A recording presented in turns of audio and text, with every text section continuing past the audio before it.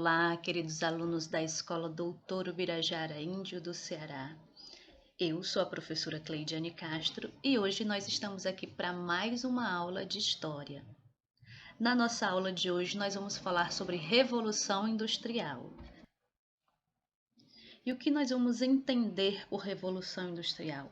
Percebam que a Revolução Industrial foi um conjunto de transformações técnicas, econômicas e sociais caracterizadas pela substituição da energia física pela energia mecânica, da ferramenta pela máquina e da manufatura pela fábrica, iniciada na Inglaterra do século XVIII. Então, a Revolução Industrial, iniciada na Inglaterra por volta de 1760, vai ser um conjunto de mudanças profundas no modo em que os seres humanos eles passaram a produzir a mercadoria, passaram a viver e a se relacionar entre si. E vai ser justamente na Inglaterra que passaram a se desenvolver as primeiras máquinas a vapor, e lá também surgiram as primeiras fábricas. E entre os fatores que favoreceram o pioneirismo inglês no processo de revolução industrial, nós podemos citar, por exemplo, os capitais acumulados, né? E esses capitais eles vão ser acumulados por meio da pirataria, principalmente na costa da Ásia e da África, e também do continente americano. Nós podemos incluir aí também o tráfico de escravos que ocorriam, né, com as colônias e outros países. Um outro fator também vai ser a mão de obra farta e barata que nós íamos ter na Inglaterra, uma vez que milhares de camponeses eles haviam sido expulsos das suas terras por conta dos cercamentos, né? Podemos somar também a isso a existência de minas de carvão e de ferro que eram aí necessárias para a indústria, né? Que eram matérias-primas essencial para a indústria. Um outro fator vai ser a questão do puritanismo, ok? Então, o puritanismo ele não condenava aí a questão do lucro, não é isso? E aí eles pregavam aí uma vida disciplinada e voltada para o trabalho e para a oração. E por fim, nós podemos citar a Revolução Gloriosa de 1688, né? que a partir dela passou a ocorrer uma estabilidade política e se criou também aí condições para o desenvolvimento do capitalismo na Inglaterra. Percebam, turma, que antes da Revolução Industrial, as formas de produção que predominavam nas cidades da Europa eram o artesanato e a manufatura. No artesanato, por exemplo, todas as tarefas elas eram feitas geralmente pela mesma pessoa, que no caso era o artesão, né? E esse artesão, ele era dono da matéria-prima, das ferramentas, e as oficinas eles ficavam aí na casa do próprio artesão, né? Ou seja, o artesão ele era dono de todo o processo de produção e ele conhecia todas as etapas aí da produção daquele produto, ok? E aí o que nós vamos perceber? Que a partir do século XV, com as grandes navegações e a conquista aí de mercadorias, né, na África. Aliás, a conquista de mercadorias não, a conquista de mercados ocorridas na África, na Ásia e na América, né, vai aumentar muito aí a procura pelos produtos que vinham da Europa, ok? Então, muitos desses negociantes da Europa, eles passaram a fazer o quê? A reunir trabalhadores em grandes oficinas e a oferecer esses trabalhadores a matéria-prima em troca aí de uma remuneração pelo seu serviço. Então, essa forma de produção, ela passou a ser chamada de manufatura, tá bom? Na manufatura, a oficina e as ferramentas elas pertenciam ao capitalista, né?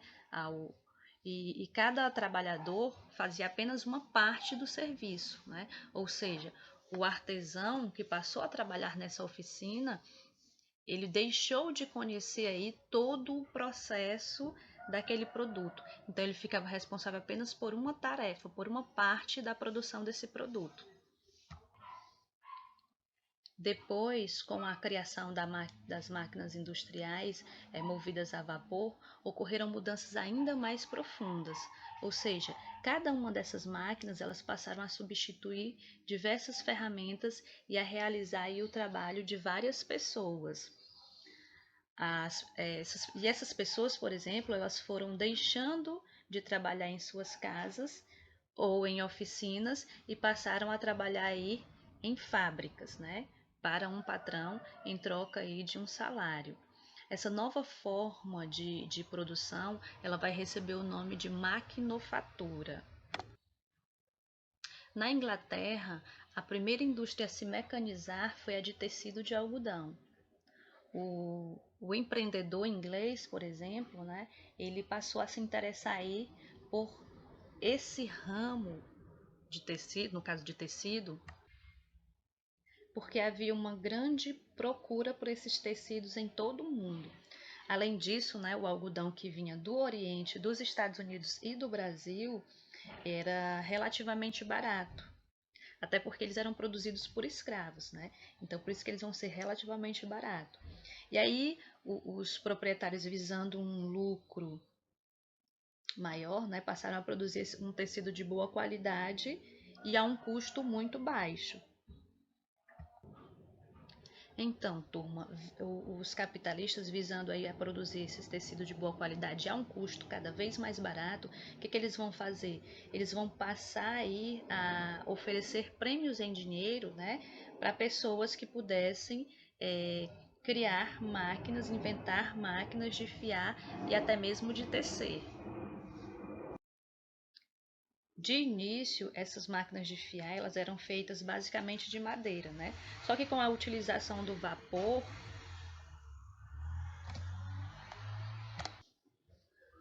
perdão, só que com a utilização do vapor passou a ser exigido aí um material mais resistente, né? Uma coisa que pudesse oferecer mais durabilidade. E a partir disso, então, foi surgindo aí também o aperfeiçoamento das metalúrgicas. Ou seja, aos poucos, as máquinas elas passaram a ser feitas de ferro e a energia do vapor ela pode ser aplicada aí em diversos ramos da indústria. Daí, né, vai surgir também a criação do barco e da locomotiva a vapor. E esses inventos eles vão revolucionar os meios de transporte no século XIX. Bom, turma, a Revolução Industrial ela vai contribuir para a consolidação do capitalismo, que vai ser o quê? Um modo de produzir mercadorias que se baseia aí no trabalho assalariado e na busca pelo lucro. Nós vamos perceber que vão se formar duas novas camadas sociais.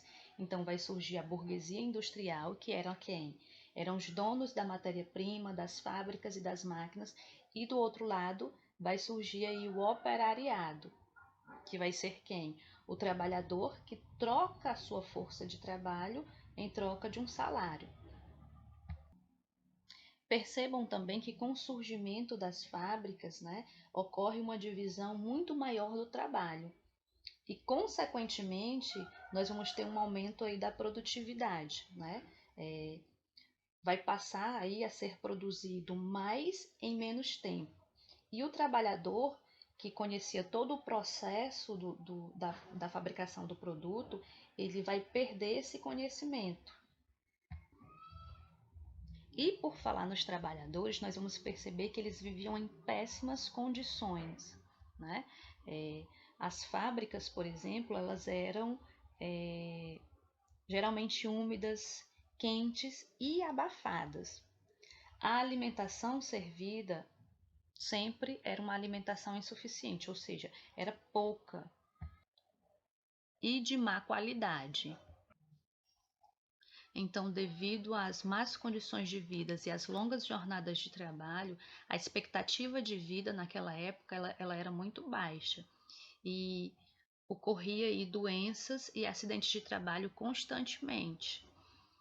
Os patrões, eles preferiam, por exemplo, contratar crianças e mulheres. E isso acontecia porque, contratando mulheres e crianças, eles poderiam pagar um salário bem menor do que, por exemplo, eles pagariam para um homem adulto.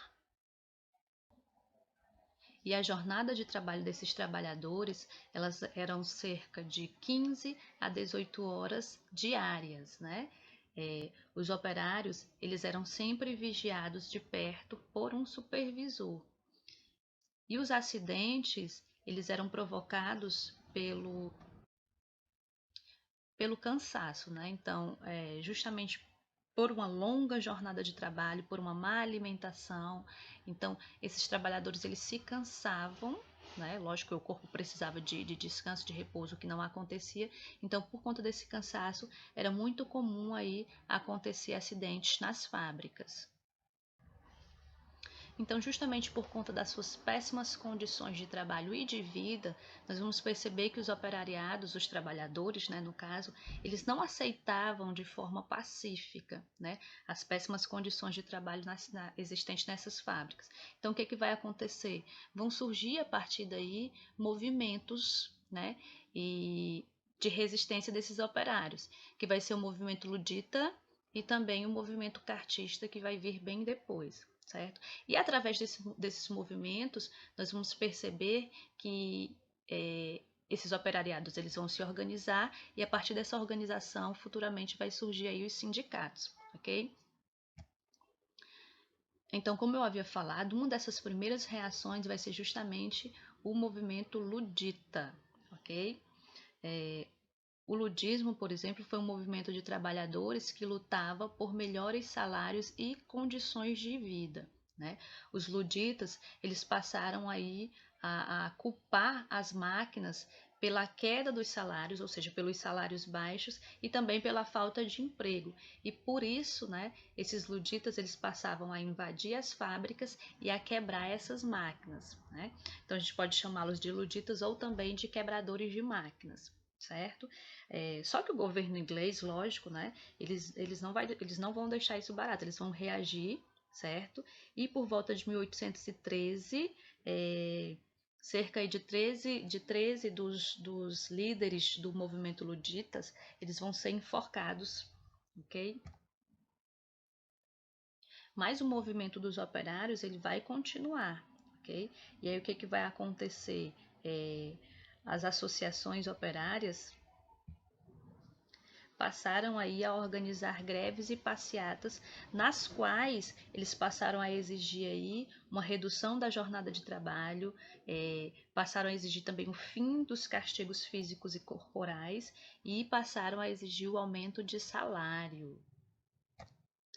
Então, nessa luta aí, nós vamos perceber que essas associações operárias, elas vão se fortalecer e vão evoluir, dando origem aí aos primeiros sindicatos. Além disso, nós vamos perceber também que na Inglaterra os trabalhadores eles também lutaram para aumentar a sua participação política, né? Então vai surgir aí um documento chamado de Carta do Povo. Isso vai acontecer por volta de 1838.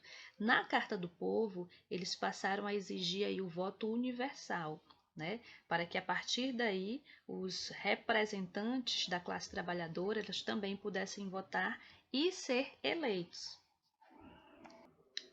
para o parlamento. Então percebam, turma, que depois de décadas de lutas em que morreram muitos trabalhadores, né, dezenas, centenas de trabalhadores, o governo dos países industrializados, eles passaram aí a instituir leis trabalhistas. Leis essas que surgiram aí, né, a partir da luta e da vida também de centenas de trabalhadores e que hoje aí tem governo que estão querendo nos retirar essas leis que foram conquistadas a duras penas. Bom, turma, nossa aula de hoje fica por aqui. Eu espero que vocês tenham gostado. Fiquem com Deus e até a nossa próxima aula.